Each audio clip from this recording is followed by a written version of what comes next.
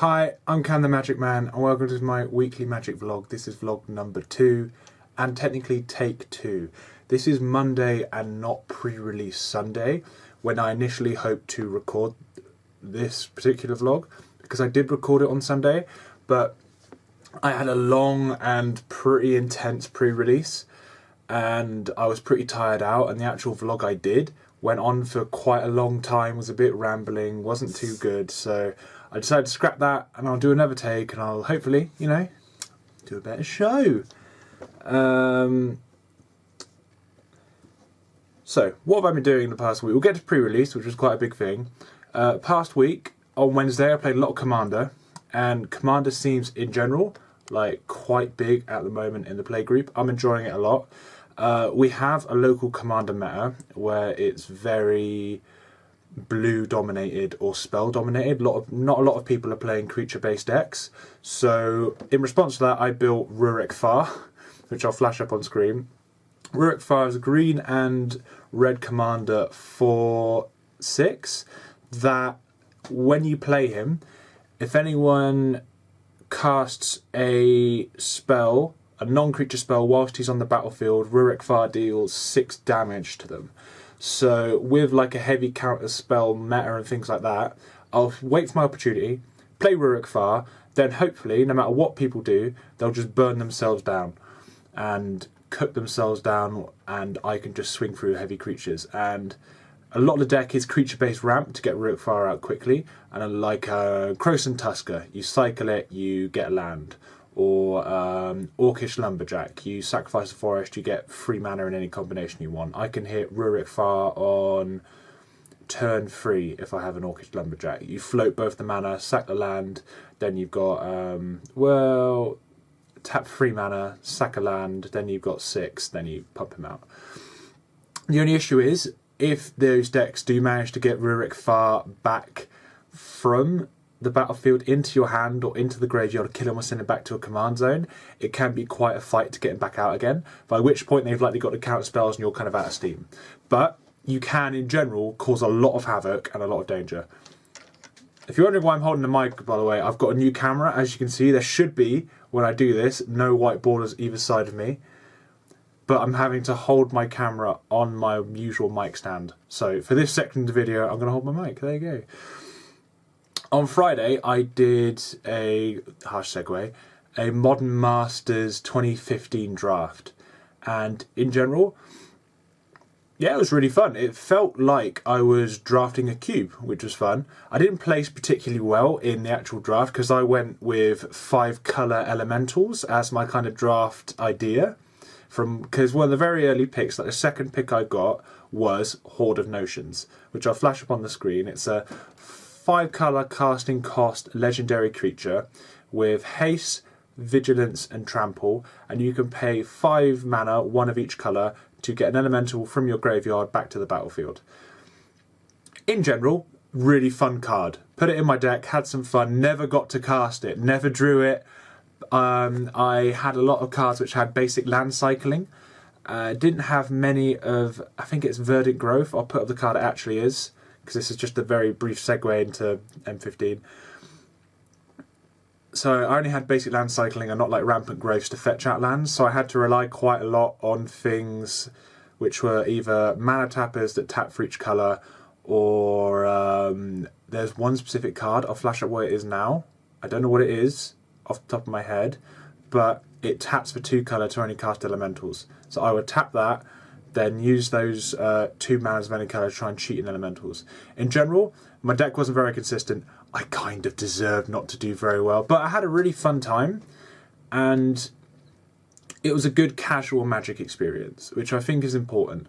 I think a lot of the time people will get a little too focused on Friday nights on being a bit too competitive, or at least not know when to tune that down and just relax and have a good time. And so I'm drafting with 8 of my friends, you know, just chilling. Why not just relax and do a silly deck? Ooh. One thing that surprised me was this Manta card, which I'll flash up now. He was very good. He's a flyer for 5, artifact of any mana cost to cast him, and he has Sunburst, or something very similar to the Sunburst mechanic, for where for each colour of mana you spend to cast him, you put a +1/+1 counter on him. I managed to consistently get him out for 5, so even with very little mana fixing and not the best mana base, I still managed to do it. So yeah, I won some games with that, it was fun. But let's get to the main event of this video, and that's pre-release. Ooh, how did it go? Well, I came joint first out of 23 people. I built a red-white angel deck. Very aggro, full of flyers, full of buffs. We're going to actually, in a minute, get the camera, get it down, get it facing the cards, and we're going to do a preview of my entire pre-release pool and just talk through the cards I got, what I thought of them. So this will be a long video. Yeah, so first round I went 2-0. Defeated the guy, second round 2-0, third round 2-0, last round 1-1, and we go to time on the rounds, and on the last round of like time, it was my turn and he hadn't killed me last turn. I had nothing on board, I had no creatures, and I had basically land in hand, but it kind of ended up as a draw because he had no way to kill me. And there were some shenanigans whether I should concede or not, but I didn't know if I was going to be third or second because the guy beneath me had pretty much the same record. He had like 3 wins, 1 loss. So it was resolved to be a draw basically. And yeah, feeling pretty good. Came second at a modern F&M. I came joint first at a pre-release. Big deal in the local scene now, boys. But my first impressions of Dominaria are flyers seem very strong. Things I didn't see in large supply was Menace. That's something I didn't see in large supply, which surprised me. And I think that's due to... I did see one card with Menace. It's a Knight I didn't have, which is a 5 mana cost Knight, 4/5 Menace Legendary. Flash it up. There we are. And it's got a kicker cost. If you pay it, you create just a metric crap ton of skeletons. I didn't see anyone actually kick it to do that, and the kicker cost is a bit unrealistic, but for a 4/5 body in this meta, I think might be good, particularly with Menace. Well, because of Menace. Because there seems to be... It seems quite similar in design ethos to Ixalan, and it's going to be quite a fighty limited set. It's going to be a lot of battles on the ground and trying to like jockey for control of the air, or try and maybe burn your opponent down quickly with like quite swift attacks in the early game. But I think it's better than Ixalan, specifically Rivals of Ixalan, which I thought was a very just mediocre set, particularly with City's Blessing. I hated that mechanic. It just felt like it hit 10 permanents win. Like, ugh. It feels like a very good draft set because the tribes seem easy to dip into if you can't fully commit to them and still get benefit from them, because the individual cards in the tribe all seem good. I haven't seen a card on its own that has a specific tribal theme that seems dreadful. We're going to go through my pool and we might pick some up after me saying this, which would be typical. But in general, each of like the little weird little group mechanics they have, like the grouping knights mechanics, where a lot of things are based off of knights, are very strong. Cards like History of Benalia, I saw multiple people with Histories of Benalia, and my god, that card is as pushed as people said it is. 3 mana, 1 of any, 2 white. It's a saga, so you're on the first turn you play it, get a 2/2 Knight with Vigilance. Second turn, a 2/2 Knight with Vigilance. So that is a 3 mana 4/4 Vigilance in 2 bodies. That seems good. And then all knights you control get 2 attack and 1/1 defense into, like, not defense, power and toughness. 2 power and 1 toughness until the end of the turn. That card on its own is just good. And if you manage to pick up a couple knights in draft, it's amazing. If you have that in any of your packs, pick it, guaranteed bomb.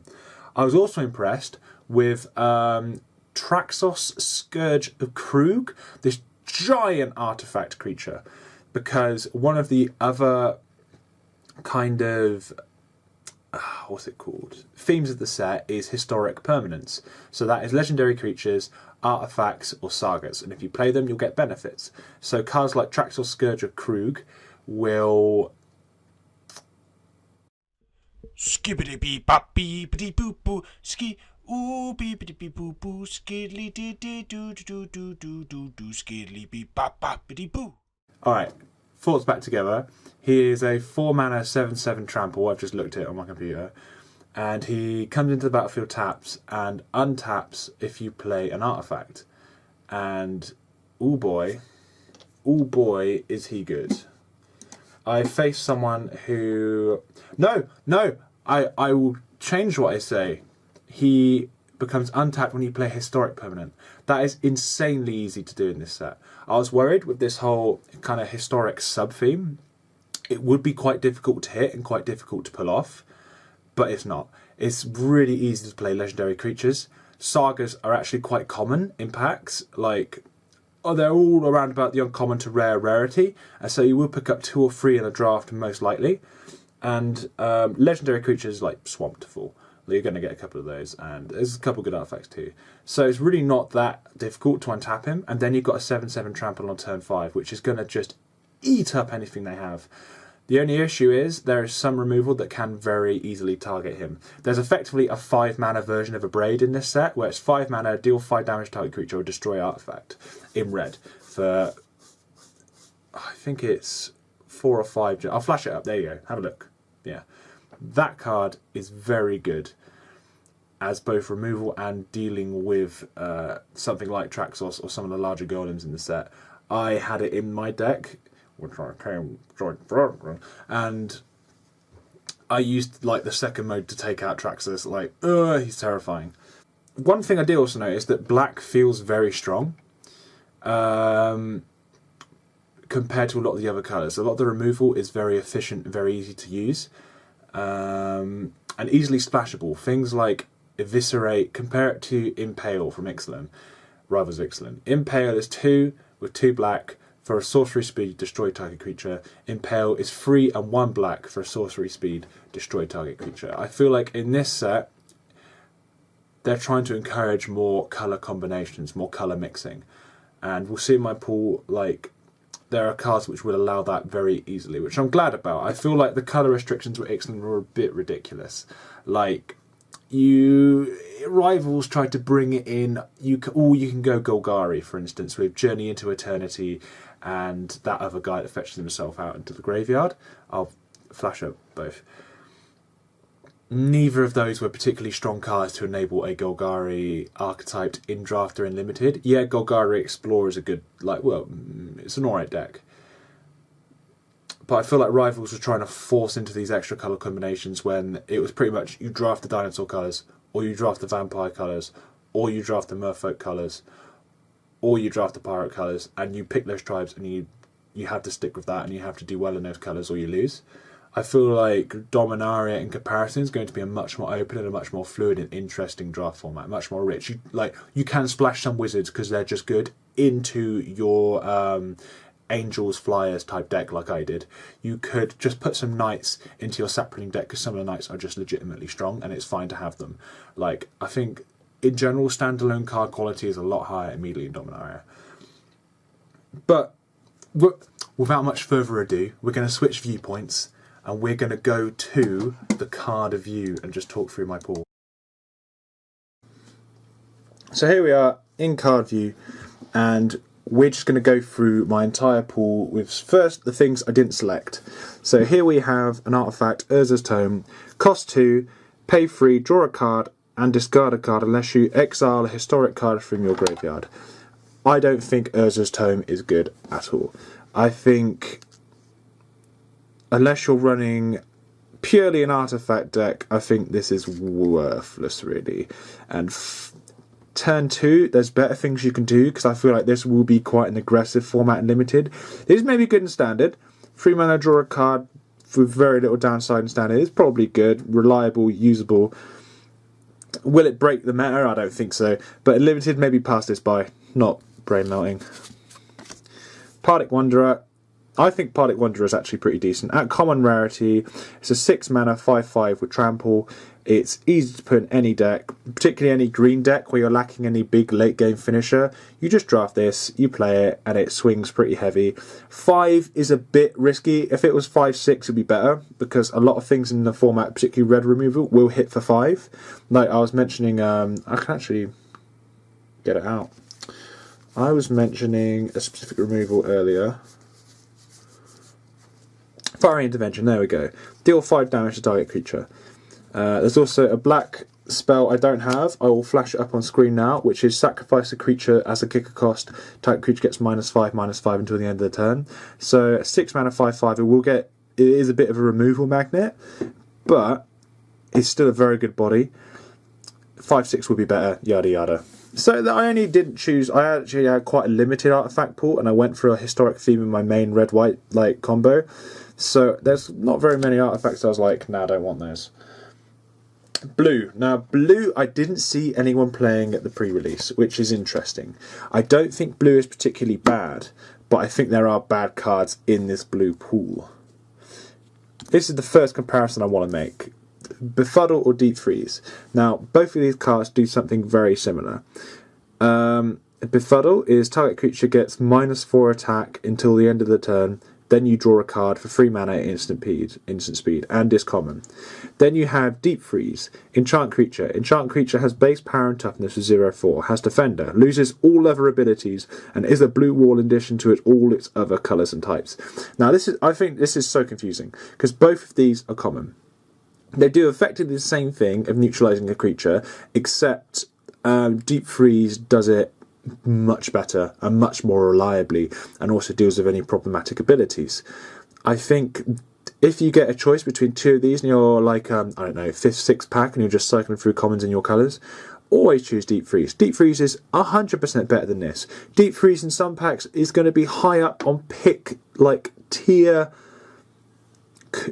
as removal, pretty much. It functions as removal. Yeah, there's some enchant removal in this set, but it's quite high cost, and wow, not quite high cost, it's specific in green. But it's not a lot of people are going to be running enchant removal in their main board, at least first game. Yes, Befuddle has the advantage of drawing you a card, so it kind of acts as a cantrip and maybe a contract, like a combat trick. But compared to Deep Freeze, it's just obvious which is the better card. Then we have Syncopate. Now, Syncopate I found interesting.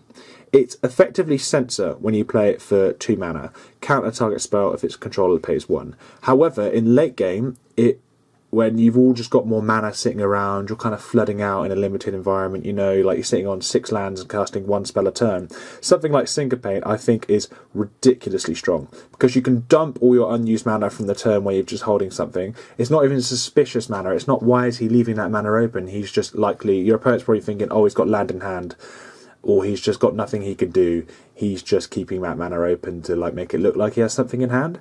Then you just dump a Syncopate and blow up their potential bomb play, their potential like powerful flyer or powerful creature which reduces your life total down to like half, or what, like some of the bombs this set has. So it's like useful in multiple stages of the game. I think in like 3-4 mana range, it's a little shaky to throw out a Syncopate or hold on to a Syncopate as your counter. But in general, as a common counter spell, really high tier and good. This is one of the rares I got on my blue pool, the Mirari Conjecture.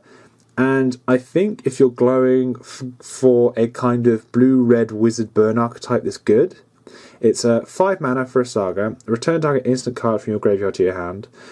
Stage 2, return target sorcery card from your graveyard to your hand. So either those could be your removals, your burn spells, etc. Then turn 3 until the end of the turn, whenever you cast an instant or sorcery spell, copy it. You may choose new targets for the copy. So, you may choose new targets. You don't have to.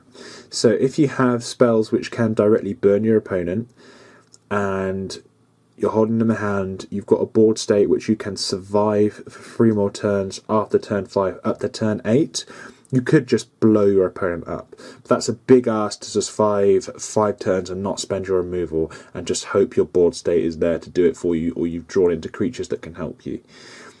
You could, for instance, use an instant spell before you plan to use this, then get it back. Once you've had that mode of getting it back, maybe use it again on the sorcery speed level, and then fetch out a better sorcery.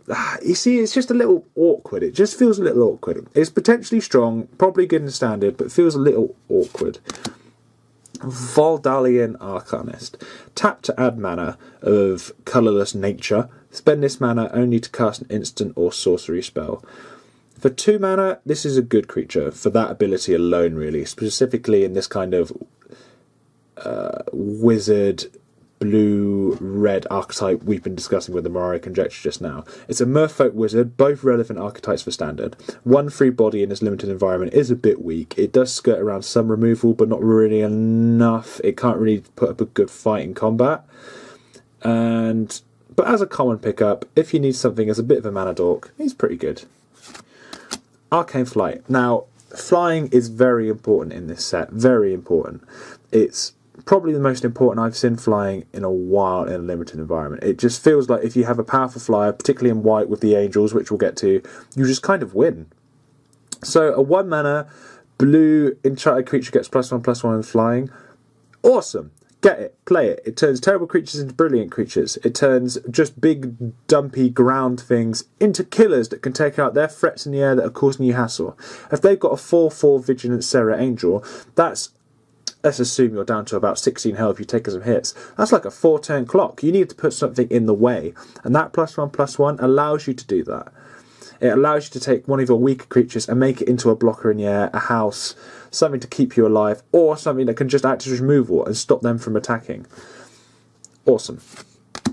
Academy Drake. It's effectively just your normal standard Drake, your Wind Drake, except it has the kicker of 4, making this have 2 +1/+1 counters on it when you play it. Yeah, that's 7 mana to get a 4/4 flyer. That's not great. And that's kind of how I feel about a lot of kicker in this set.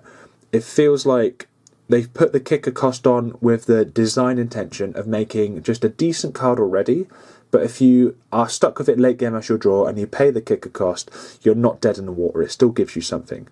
So if you're playing this specifically for the kicker, maybe don't. I think drafting around kicker is a little weak in general. However, if you have this as one of your flyers, that's good. Limited, of course, it's got evasion. It has an upside, potentially. It has the flying already. It's alright. It's not nothing near first pick bomb material. Unlike Cloud Reader Sphinx, which I think is absolutely incredible. 5 mana 3/4. If it was a 5 mana 4/4, it would be a lot better because it could trade with Serra Angel. But the 3/4 is good because it trades with other white creatures like Avon Sentry Well, which is a 3/2 flyer, which we'll get to in a little bit. And when it enters the battlefield, Scry 2 is really good. Like, I'd play this for the body alone, and the Scry 2 is just worthwhile. Good card. Now, these are the cards I've relegated into jank tier. Rescue. I think Rescue is jank tier last pickup material. Return target permanent you control to its owner's hand. So, Mirari Conjecture. You could maybe use it to bounce your sagas. Return target is... So, you'd let... The way sagas work is...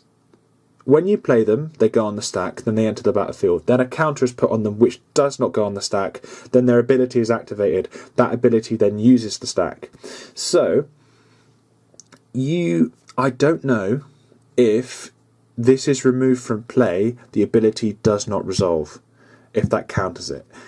If, when the third ability goes on the stack, you can play Rescue and bounce something like a Mirari Conjecture back to your hand in a Saga-orientated deck and still have that third Saga effect resolve, it's awesome.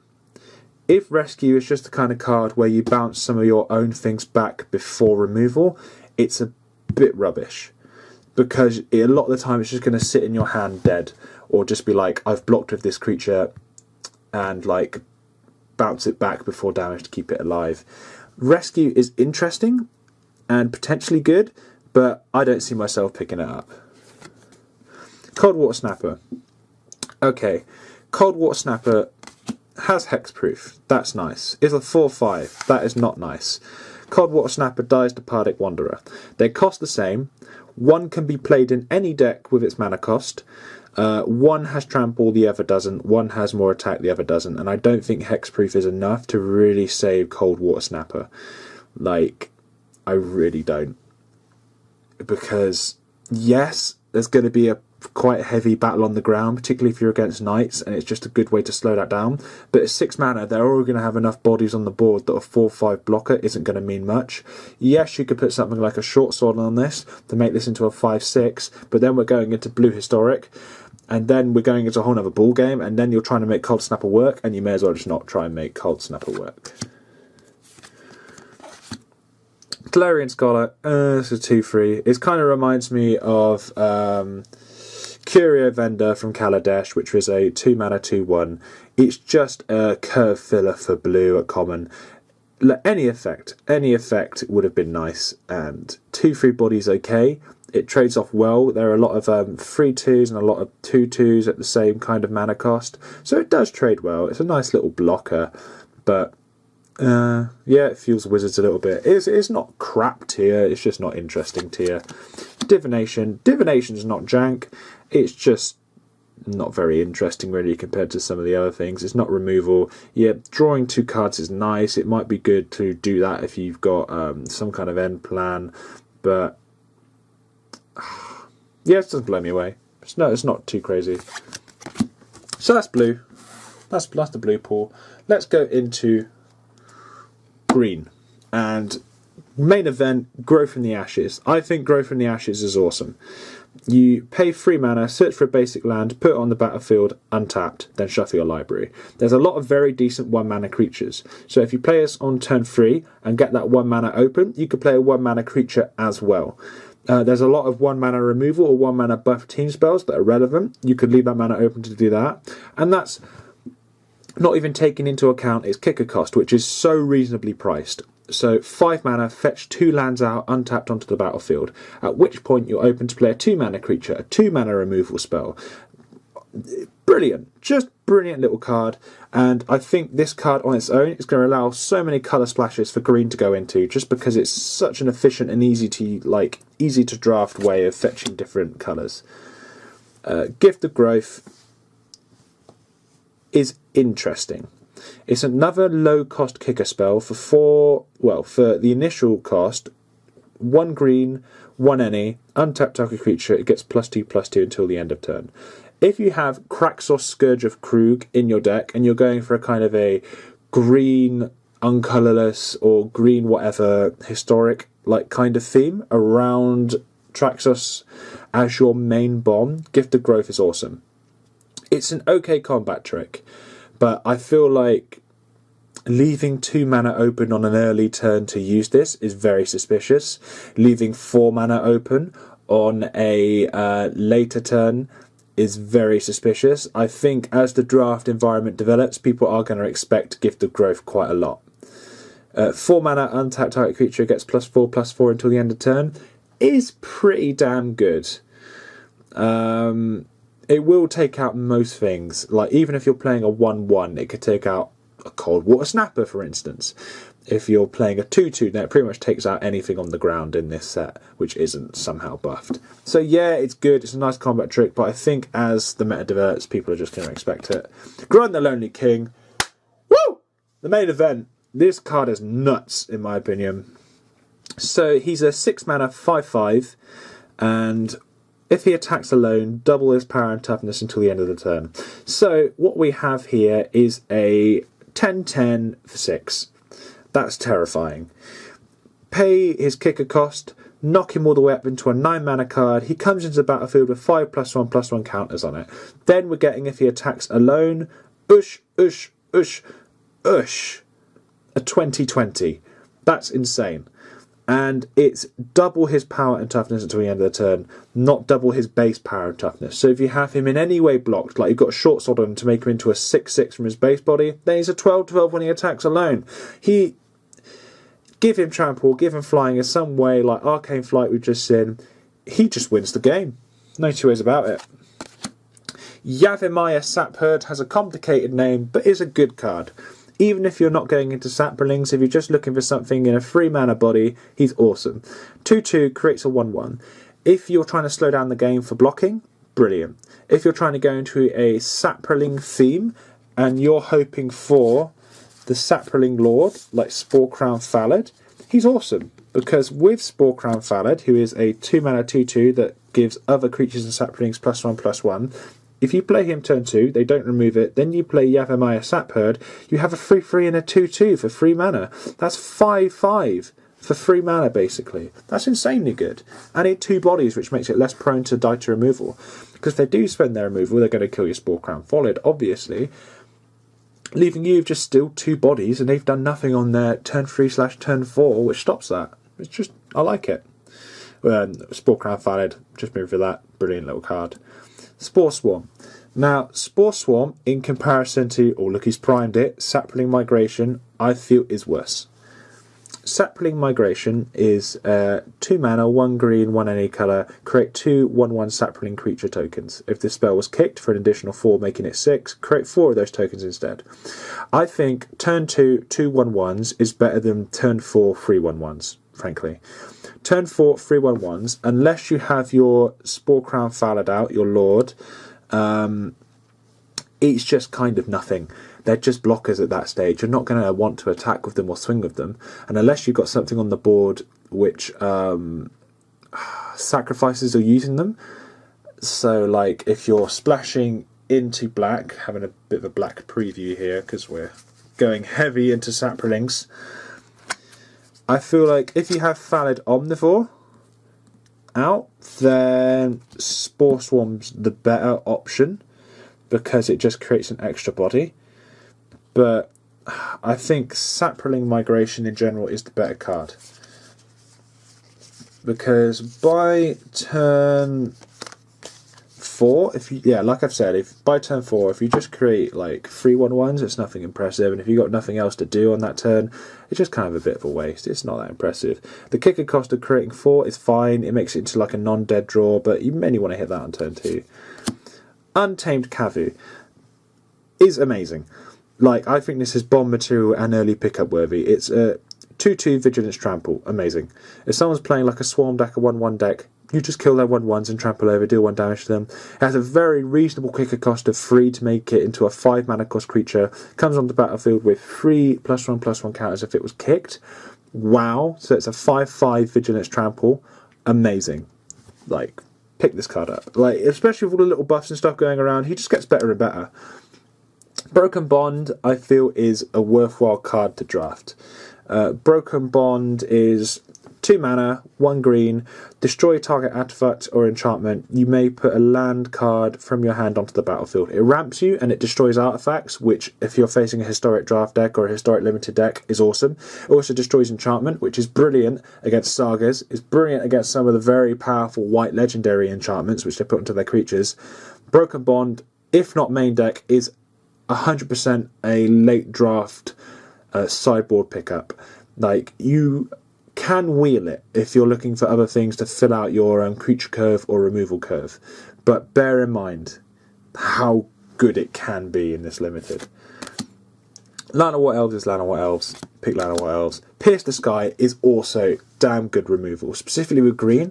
I think green only has 1 reach creature that I've seen in this set, which is a spider 4/5 reach, something along those lines.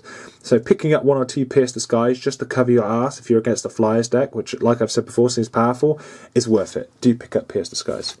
And now we're going into what I've relegated to Jank tier. Corrosive Ooze. Now, I was 50-50 on putting this as Jank tier. I'll be honest with you. Like, there's a lot of good, very good equipments going around. And it's got a nice little 2/2 body on him for 2. So he's not too offensive in that position for his power toughness ratio. And you just got to bear in mind, when you do block a creature with this, you're killing your Corrosive Ooze as well. So it's more like a 2 mana, destroy all equipments attached to target creature, and have your Ooze die as well. And that's if they don't manage to remove it. That's if they don't have something with First Strike. It's a very cool design idea, and I think it would like help limit the power of certain equipments in this set. But it's just a little too janky and a little hard to pull off. Now, the Mending of Dominaria, I'm not sure if this is janked here as well. Similar to Corrosive Ooze, it's a 5-mana saga, 2 of which must be green. Phase 1 and 2 are put the top 2 cards of your library into your graveyard, then you may return a creature card from your graveyard into your hand. So it's kind of like a 5-mana Pulse and Marassa with no health gain. The first time you play it. Next turn, it's like, okay, you get a free effect, kind of, return another thing. And then you get to play that card as well. You could, for instance, turn 7 play a 3 or a 4 drop as well that you fetched out of this. Interesting, that's actually not bad. Then return all land cards from your graveyard to the battlefield, then shuffle your graveyard into your library. So that's the part of this card I think is not brilliant. So let's say you hit 4 land cards into your graveyard from its own effect. You whiff on hitting creatures you want to return and just take what's already died this game. Then you put 4 lands onto the battlefield. Yes, you're higher up in terms of curve. That's good. By the time you have 6-7 mana anyway, you're kind of at the top end of your curve. You're in a good state. I don't know what these extra lands are going to do to you. So it could help with the lands, the cycle of lands in this set, where you sacrifice them and you get a beneficial effect. That's something I haven't thought about before, actually. Ooh, that does make this card a little better. So like the white one, pay 4 mana, sacrifice this land, put 2 1/1 creature tokens onto the battlefield. Interesting. There's the green one. Look at the top 5 cards of your library, put a creature card from them into your hand. Interesting. Okay. Now, I think Mending of Dominaria is potential pick tier. We're going to put it above now. With that, he's no longer janked here. There you go. Primordial Worm, good body, needs trample. Nano White Envoy, okay body, dies to most creatures, really bad mana fixing ability. Yeah, the mana fixing is nice because this is like a set you want to draft multicolours into, but to set yourself 2 mana behind to create 1 of any colour is ridiculous. This should have been 1 mana, create 1 mana of any colour. It should have been like a mana filter effect, not a mana deficit effect. Not impressed by this card. And now, having done green, we're going to delve into our black pool. And the first guy in our black pool is Karazov Sengia Pureblood. Now, I was very close to putting this into no pick tier. I still am. I think it has potential as some form of limited bomb, maybe, like potential, but it's got such specific requirements to it, I'm not sold. So it's a 6 mana 4/4 flyer. Bad body for that cost. 5 mana 4/4 with Vigilance, for instance, in Serra Angel, which is just immediately better. If a creature your opponent's controls is dealt damage, put a +1/+1 counter on Karazov Sengia Pureblood. That's interesting. That stops your opponent from really wanting to attack into him until they can remove him. With a 4/4 body, like I say, he is quite easy to remove with heavier removal in the set. But a lot of that removal is at sorcery speed. So you play him, hopefully attack for a lot of damage, force them to block, and then get him out of removal range is your kind of plan with him. I think his ability of 3 and red, deal 2 damage to target creature to kind of pump himself is cool. It will pop off a lot of weaker things sitting around on the board. It will kill a lot of knights that have been unpumped. And he's alright. I think forcing him into red with that mana requirement is a bit much. You might want to put one mountain in your deck to try and fetch it out, maybe if you're going very hard around him. But I feel like for what he is, he just isn't that overwhelming. There are situations where he will get out of control. There are situations where he will fizzle. He doesn't feel very reliable. Cabal Stronghold, I don't think it's going to be good for the limited environment. Maybe for Dreadshade, which is the 3 black mana cost creature where you can pay black to give it +1/+1 until the end of the turn. This in combination with Dreadshade, if you draft a predominantly black deck and you have just like 4 swamps, tap that, add 4 to your mana pool, tap your other swamp, go up to 5, pump your Dreadshade by 5. Interesting. Like, it just requires you to have a lot of swamps on the battlefield, and if you're going into a 2-colour 3-colour theme, like you probably will in this set, 'cause it's just fun to do, Cabal Stronghold gets weaker and weaker the more colours, the more different types of lands you have in your deck. So limited, it could potentially be amazing, comboing with a couple cards, but in general, I think this is more of a brawl card, more of a standard card, something that's going to make waves there instead of in limited. Final parting. Search your library for 2 cards, put one into your hand and the other into your graveyard, shuffle your library, 5 mana. Interesting.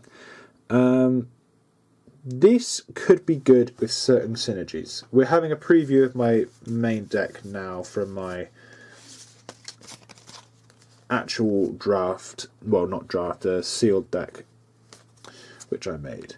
So let's for instance say you have any artifact, a Daring Archaeologist in your deck when you play this. Daring Archaeologist is 4 mana. When Daring Archaeologist enters the battlefield, you return an artifact card from your graveyard to your hand. Whenever you play a historic spell, put a +1/+1 counter on Daring Archaeologist. So let's say you play Final Parting. You put the Daring Archaeologist into your hand, and a Short Sword, which is 1 mana to equip equipment, gives the creature +1/+1. So Daring Archaeologist into your hand, Short Sword into your graveyard. Next turn, you play the Daring Archaeologist for 4. You also play the Short Sword for 1, which you will have not playing any other lands due to this costing 5 and that little combo costing 5. So you're playing a 4/4. That's interesting. If you don't have another mana open, you equip it. So you get a 5/5. So in certain decks, I think Final Parting is insane. Like, it can be good, but I think it's quite expensive for a tutor effect in limited. So jury's out on this one. Jury's out. But jury is not out on this card. Eldest Reborn, I think, is nuts. So, each opponent sacrifices a creature or planeswalker. If you have managed to stay on parity with your opponent and you activate this first effect, it's awesome. It's 5 mana, sacrifice a creature they don't want to lose. Against a more swarmy deck, it's not brilliant. They can just sacrifice a token. So against red goblins or against green-black saplings, this is not amazing. However, against a lot of other matchups, like any kind of historic matchup, this is brilliant. This second mode, opponent discards a card, is good if they're down to a low hand size, is a bit more conditional. They're likely just to discard a land or an artifact, bearing in mind the third effect, which is put target creature or planeswalker from the graveyard onto the battlefield under your control. So let's say turn 4, you eviscerate something scary, like a 3/2 flyer, like a pumped up artifact looking thing that's looking worrisome. You play this on turn 5, they have to sacrifice another creature. Ooh. Then they have to discard a card. Then you get the powerful creature back. I was in my finals matchup, they got my Daring Archaeologist onto the battlefield under their control, and there's enough legendary creatures and artifacts just to trigger its historic requirement to put a +1/+1 counter on it anyway, and it got out of control for them. So I think Eldest Reborn, from my brief experience of it, a lot of people are playing it, and deservedly so. It's a good card. Knight of Malice. The Knights are good. Full stop. First Strike is awesome. If you're going white-black Knights, and you successfully get a white opponent onto the battlefield, this is a 3/2 First Strike for 2. And it's not 2 black specific requirement, it's 1 and black. So this is so easily splashable into so many decks. You just pick this card because it's good. You pick this card to deny your opponents from having this card. If you're drafting white and you see this going around and any other colour that isn't black, you take this out the pool over anything good. This is scary. Scary card. The White Knight is pretty much like the mirror of this, and that's just as scary. Definitely invalid all into the saplings. I was actually quite impressed with this card, particularly at common. 3/2, it can trade off well for 3 mana, and you get a body out of it. So there's a lot of 3/2s and 2/3s lying around at this mana cost in this set. There's a lot of 3/1s as well, like we saw with that Merfolk tap to add colourless for instants or sorceries. So the 3/2 body is relevant. And let's say they use some of the plentiful removal on this set, like the 1 red mana card, which we'll see in a bit, deal 2 damage to target creature. Then you still get a body out of it. You still get a 1/1, which if you're going Sapling Tribute will get buff. If you're not, it's still a good little blocker. In general, I think definitely invalid. It's just a really good common card to pick up if you want to fill out your mana curve. Fired Omnivore. Fired Omnivore, I think's good. the potential for the combat trick of buffing itself for +2/+2 to make it into a 5/5, to take out a lot of things at that kind of power and toughness range, which seem to be where this set levels out, is good. Even if it's not in a sapling deck, a 4-mana 3/3 body is fine, but is likely going to trade off with a lot of free drops poorly, unless you can pump it. So it's good if you're kind of guaranteed to have a nice little board state. If you're going for more a slow control grind game with black, if you're going to draft a lot of the removal, maybe don't pick this up, because it's going to weaken your board and die to a lot of things. But in specific decks, I feel like this card is going to be really pushed and good. Fungal Infection. Target creature gets -1/-1 until the end of the turn. Create a 1/1. As a little combat trick, this is awesome. It can kind of edge down the creature into the range your creature can kill it when they're trying to confidently block. So let's say you've got a Sapling, just one lonely Sapling boy on the battlefield, and they've got a 2/2 Vigilance Knight, which is going to be a common kind of board clash in this situation, in this limited environment. You attack with your little 1/1, play this on their knight during damage. Yeah, you kill their knight. Yeah, your Sapling dies, but you come out better with the same Sapling. It's kind of 1 black mana, make that Sapling indestructible almost. And that can kind of be played around and messed with, that little scenario, with all kinds of different creatures and toughness. I think if you leave 1 black mana open, people are going to be suspicious in this set, just due to the power of Fungal Infection. Eviscerate. I've talked about Eviscerate quite a lot. It's awesome. Eviscerate's awesome. Pick it up. Really good. Simple. There's no point in me even going over what it is. It just kills a creature really well. Have it. Get it. Demonic Vigor. Now, Demonic Vigor, I am not that sold on. I'm actually going to do a quick Google search on something. Okay, so the card I've just done a little search for, and I'm just typing in now, is Supernatural Stamina.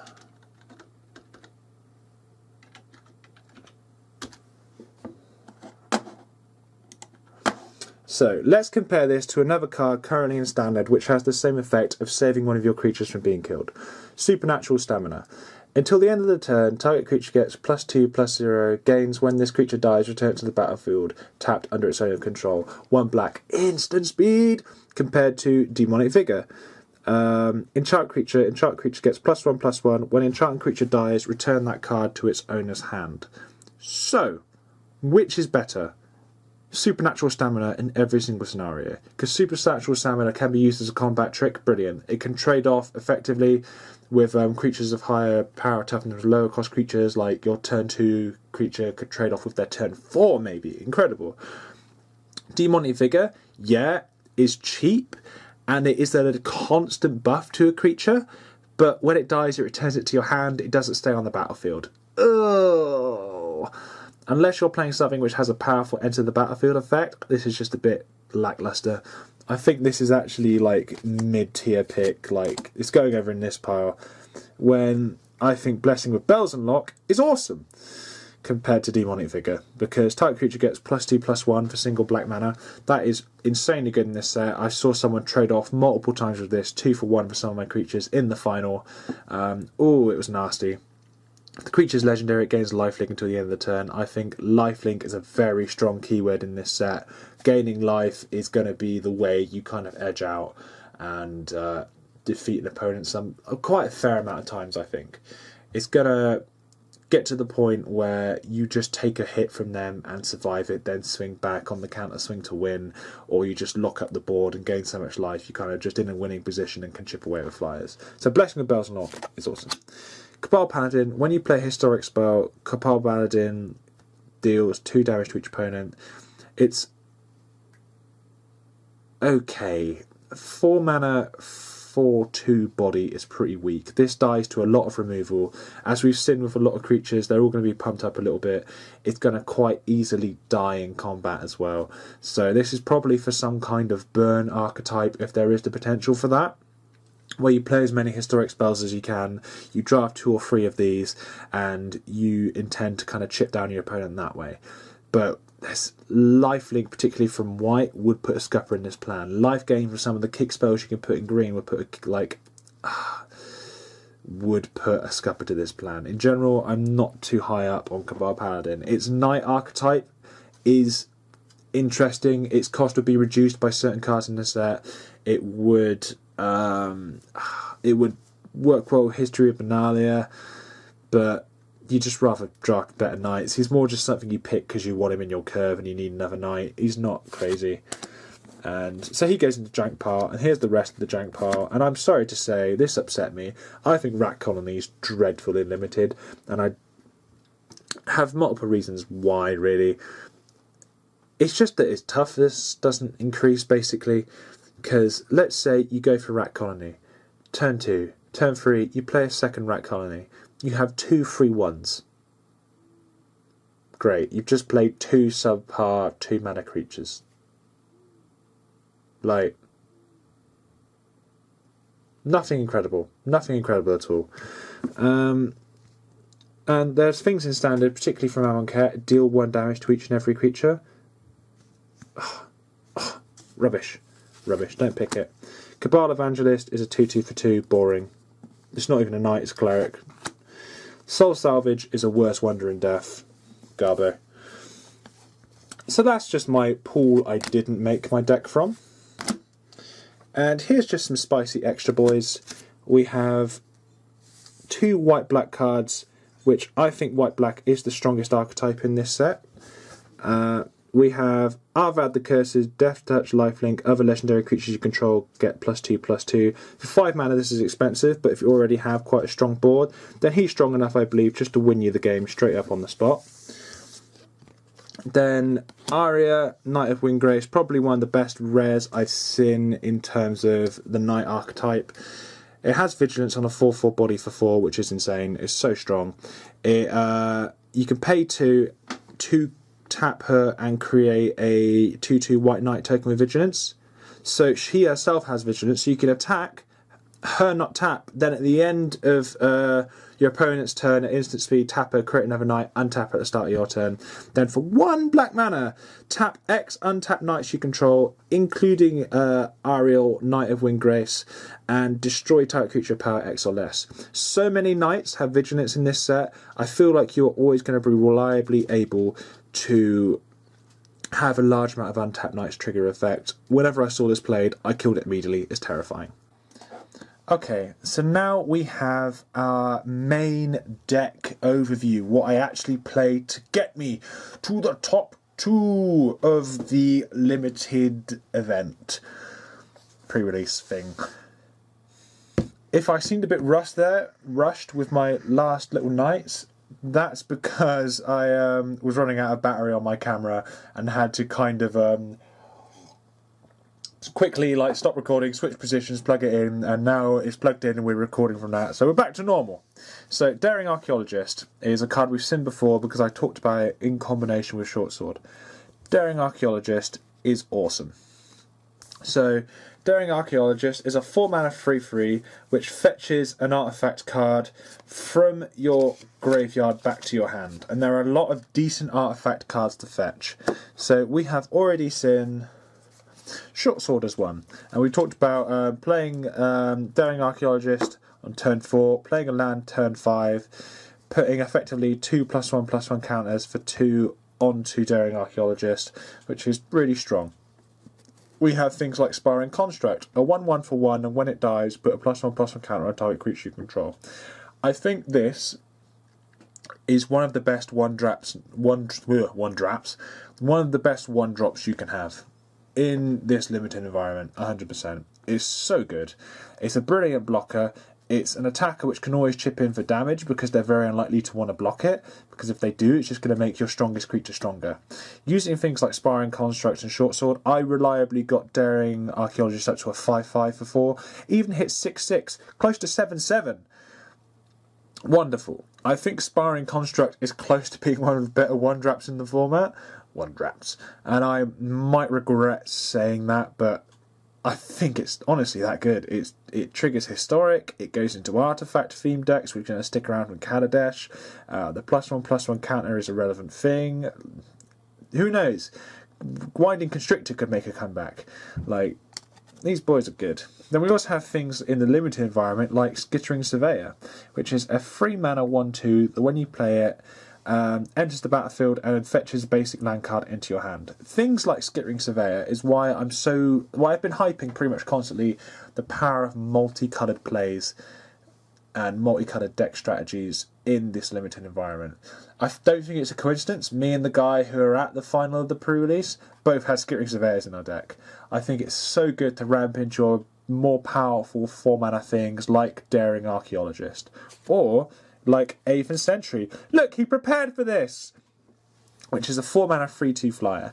Yeah, Aven Sentry will die to a lot of removal and things like that in the format because a lot of the cheap black and red does kill things at 2 toughness.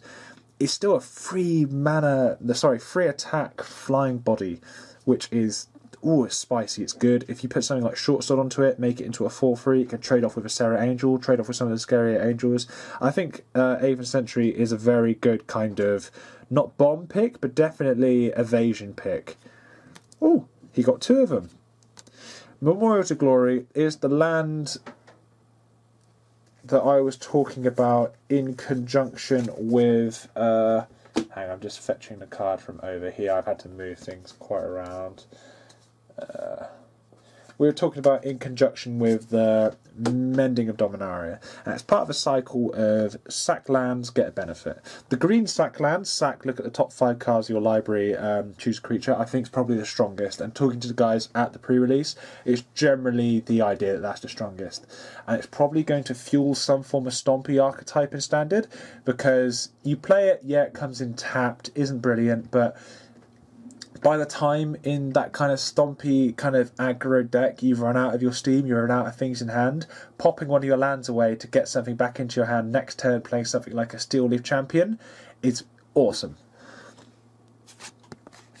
G2 Journey Mage is just something I picked up for curve considerations. When it enters the battlefield, if you control another wizard, G2 Journey Mage deals 2 damage to each opponent. I don't think that's bad. I think that's an alright thing. In a 3/2 body, yeah, the 3/2 body's not great in this little format. It's going to die fairly regularly to smaller threats. The 2 damage to your opponent's face is good if you're going for an aggro burn, kind of using Wizard Bolts to hit them down, if you're lucky to get Wizard Bolts, because they're going to be picked up mentally quickly. Maybe you're playing that Knight from earlier with a semi-historic theme, where you're using that Knight to deal 2 damage as well. I think it's relevant chip damage. But if you have that Black Knight, you're very unlikely to be playing other wizards because there's not many wizards in black, so me. Foil Serra Angel. Oh, she's my queen. She's the angel. She's the saviour. You've heard me mention her pretty much constantly throughout this video because she's one of the biggest houses I did have in that limited environment. She was awesome. Every time I played her, it felt like I solidly impacted my own board and put a giant deficit on my opponent. Just is as good as she's always been. Valdek, Keeper of Flame. 60-40 on Valdek, Keeper of Flame, 60 for good. He's a legendary human shaman for 3, 1 red, 3/2, and at the beginning of combat on your turn, for each aura and equipment attached to Valdek, Keeper of Flame, create a 3/1 red elemental creature token with trample and haste. Such as... I thought I prepared for this. I had the token. Oh, well. Hang on. Such as this. Hey! Exile those tokens at the beginning of your next end step. So, I was only running 2 equipments. I was only running 1 equipment. I was only running 1 aura in my limited deck. And I was able at 40 cards to reliably hit them and put them onto Valdek, Keeper of Flame. I think one of the very important things about his ability is the elementals have trample. So if they throw a lower cost creature under the bus into them, then the creature will die to the elemental and the opponent will take some damage. So in a stalled board state, Valdek, Keeper of Flame is awesome. The only issue with him is his 2 toughness. This is probably the only card in this format I'm going to say should have been a 2/3. Because if you buff him and put him into the 4 toughness range, it makes him so much harder to remove. At 2 toughness, he just dies to so much of the early game removal. If he survives, it's a miracle, and you can start doing good things. But it's just so easy to kill. That's the issue with him. Run Amok is insane. Target attacking creature gets +3/+3 and gains trample until the end of the turn. This reads, on any creature you... So let's say you put a 1/1 Sparring Construct onto the field. This reads, kill your opponent's creature, keep your Sparring Construct, deal 2 damage to your opponent when they play their 2-drop, and you attack next turn. Run Amok's awesome. One of the best combat tricks I've seen. Also, Gideon's Reproach, which I'll flash up on screen now. I didn't have any of these. Oh god, Gideon's Reproach is strong in this format. 4 damage will kill most things. Excavation Elephant. 3/5 for 5. You can kick it for 2, making it 7 mana cost to return an artifact card from your graveyard to your hand. 3/5 body was good, kicker was not. That's pretty much my opinion. Like, if I had to pay the kicker for this, it always felt bad. And what I fetched back, being an aggro deck, wasn't particularly strong or worthwhile. I think if you have a deck with some quite powerful high mana cost artifacts, this effect's going to be much better. In my deck, it was a bit lackluster. Shivan Fire. Now this is the reason I've been saying 2 toughness is bad. At common, Shivan Fire is amazing. If you're playing against someone who's playing red, and they're leaving any red mana open, they have Shivan Fire. If they leave 1 red mana open at any point, they have Shivan Fire. Be prepared for it. Be worried about it. Make your opponents worried about it. Make your opponents think you have it. So good. You can pay an additional kicker to deal 4 damage instead of the 2, so that's 5 mana, deal 4 damage, which isn't even too expensive for that effect. When we compare it to something like Bombard, Bombard is 3 mana, deal 4 damage to a creature. For this to have the versatility, it's better than Bombard by a mile. And in Limited, it's just such good removal. It's high tier removal. Serra Disciple. I think Serra Disciple is a very good little flyer. Flying with First Strike. First Strike is relevant. When you cast a Historic spell, Serra Disciple gets +1/+1 until the end of the turn. So if you have enough Historic spells, like my deck's got a few, and I was able to constantly get him up to about a 2/2 range, he will trade off with other flyers quite reliably, like Aven Sentries, who are at the 3/2 range. If they've given something flying using Arcane Flight that was otherwise a 1/2 or a 2/1, I don't know if there are made 2/1s in this format, but if they give something flying using that, Serra Disciple could potentially snipe it out the air. Very good. Sergeant at Arms, 3 mana 2/3, not great. Kicker. Once you've kicked him, put 2 1/1 White Soldier tokens into play. Sergeant at Arms is alright. I kicked him once, and it was in a board state where it didn't feel that amazing to do so. The 2 little extra bodies are good if you're playing any white or red crowd buff or crowd relevant effects. Sorry, my computer's just froze. I'm doing an audio record as well. There we go, we're still good. The 2 little 1/1 bodies, if you're playing side a crowd buff, are good. I managed to swing wide using him and the land that creates 2 1/1s and managed to take out my opponent 1 game, but that's 1 game after a full 4 rounds that this effect was relevant. So don't flood your deck with these and expect magic to happen, because effectively it's a not too amazing card. Fire Intervention I think is very good, particularly with the amount of powerful artifacts that are going to be flying around in this set. It's a worse Abrade. That is the way to look at it from a standard perspective. But in a limited format, it's an Abrade which kills pretty much any creature which is played before it easily, and it can deal with very powerful artifacts as well. So yes, it's worse Abrade, but in this format, it's still an Abrade, so it's worth it. Board the Weatherlight. 50-50 on Board the Weatherlight in Limited. In Standard, I think it's going to be awesome. In Standard, it's going to be like almost like a brainstorm effect when you've piled your deck with whatever you want, or like a ponder style effect. Once you've filled your deck with enough historic cards, you can just look at the top 5 cards of your library and pick the best one for the situation you're in. In the limited format, unless you've gone super heavy into historic and you're lucky to have as many pieces as you want for that archetype, A lot of the times you're just going to be bottoming a lot of things you wish you had on top. Like I bottomed like some of my wizards, some of my goblins we'll see in a bit,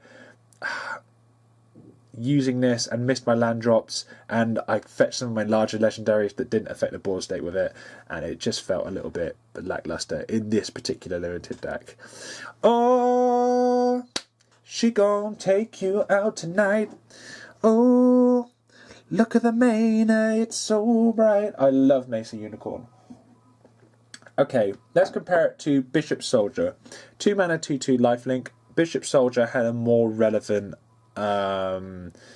tribe in Vampire that was quite pushed in that limited environment. Compared to Bishop Soldier, it's worse.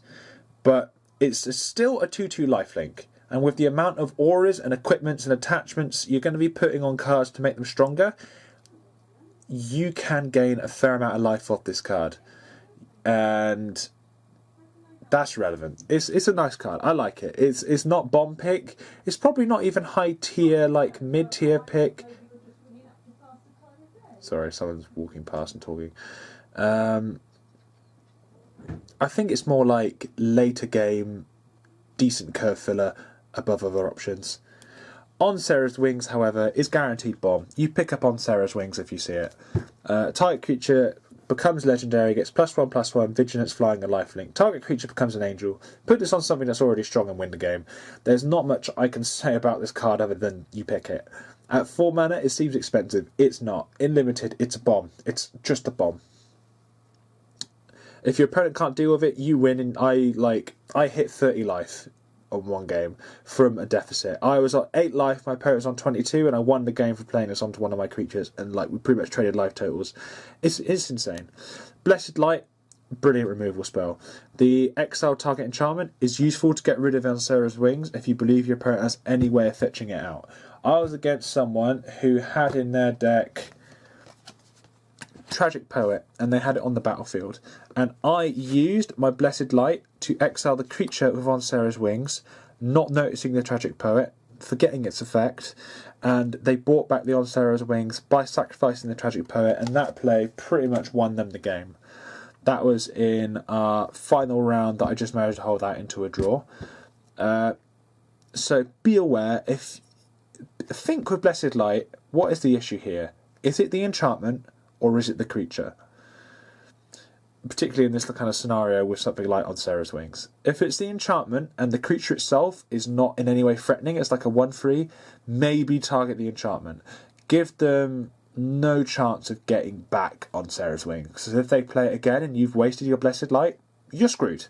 The ability to exile sagas is also good, particularly as we've seen a lot of sagas are sitting around 5 mana cost. So let's say you hit your turn 5 after they've hit their turn 5, say they've gone first. They play their Mending of Dominaria, and they start hoping, it's just because I saw it next to me, they're hoping to hit that final Returnal Land, they're hoping to hit the second Return a Creature card from the graveyard to their hand, whatever. You pop off their Mending of Dominaria with this, you pretty much negate it, and then their plan for the next couple turns dissipates, and hopefully if you've got a better board state you win. So Blessed Light I think is bomb tier removal in white and easily pick upable. Tiana, Ship's Caretaker. If you're going red-white and you're confident you're going red-white, choose her. If you feel like you're going a white-black deck or a white-whatever deck and you can splash some red, pick her because she has first strike. That's pretty much why. The flying body is a 3/3 for 5, not brilliant, but the first strike means she'll trade off very well with a lot of weaker flyers. And if you put an equipment on her, she becomes very, very strong. Very, very strong. She doesn't have vigilance though, do bear that in mind. I even put on Sarah's Wings a couple games onto her just because I wanted her to have vigilance as well as the first strike, so I could attack but still have her as a blocker to take out any ground threats as well. That's something to bear in mind. Her second ability of whenever an aura or equipment is put into a graveyard from the battlefield, you may return that card to its owner's hand at the beginning of the next end step. That's useful if you are running something like a very powerful equipment from the set. I can't think of one off the top of my head. Or you're playing something like On Sarah's Wings on another creature, and they invest into killing the creature. If they're only playing like red-black, they can only kill the creature. Their first priority then has to be kill Tiana, and then kill the creature with Onsera's Wings on. Because if Tiana's just sitting there, you're going to get Onsera's Wings back, put it onto Tiana, who's likely the better target for Onsera's Wings, and cause more issues. So she is good if you're going into a strong equipment heavy deck or a strong aura heavy deck. Her body's good anyway, but don't go out the way to splash her unless you can kind of benefit off her as an entire card. And that's just some stuff I picked up to fill up my curve, I'm not going to lie. G2 Chronicler is where I've got my belief that the 1-3 stat line isn't brilliant from. I put a +1/+1 counter onto her and she became amazing as a 2/4. As a 1-3, just not worth much. Her kicker is quite unrealistically costed at 6 overall to return 1 instant or sorcery from your graveyard to your hand. Like, it's potentially good if you want to cycle back some removal. It's good to trigger some wizard synergies, but in the deck I was building, she was not a standout. And Bloodstone Goblin, he was actually more useful than G2 Chronicler. If a spell is well, first of all, he's a 2-mana 2/2 bear with upside. Whenever you cast a spell, if that spell was kicked, Bloodstone Goblin gets +1/+1 menace until the end of the turn. As you've seen, I've got a couple kicker spells, and I did manage to kick, I believe it was Shivan Fire, to take out one of their creatures' attack with menace for free. So that feels good. If you're playing a deck based around some of the Goblin synergies, using things such as, he was prepared, Goblin Barrage, sacrifice an artifact to a Goblin, Goblin Barrage deals 4 damage to target creature. If the spell is kicked, also deals 4 damage to target creature or target player or planeswalker. So let's say you play Goblin Barrage, sack one of your weaker goblins, and then you've got 1 or 2 Bloodstone Goblins out in limited. You swing with 2 3/3 menaces. It feels good. Menace is kind of a rare keyword in this set, but still remains evergreen in its power. So it's good. I like Bloodstone Goblin. If Kicker in general was a bit stronger, I think he'd be more of a bomby card. And now I think we're going to fade back to me with my final little words of wisdom on the whole draft thing. I forgot to show you my promos in my box. I got Fran Temporal Gateway, 4 mana. You can pay 4 mana and tap it, put a historic permanent card from your hand onto the battlefield. Dreadful in limited, may make some waves in other formats. Like, fucking hell, this card would be broken with Tron. Fucking hell, this card is broken with Tron. There you go. And Slimefoot the Stowaway. I got my Fungal Boy as a promo. I said last vlog, I'm only excited for Sappy Boys in Standard, and I got the Sappy King himself. Oh yeah, it's the deck I'm building. Win or lose, it's the train I'm a-riding. So that was my limited review for Dominaria of at least my sealed pool in the pre-release. I hope you enjoyed it. It's going to be a very long video of me going through all these cards, just my base opinions on them from just looking at them and playing with them for the first time. And in general, I hope you've had a very good pre-release weekend. I hope you're looking forward to next Friday, like I am, for draft. And have a wonderful week. Talk to you soon.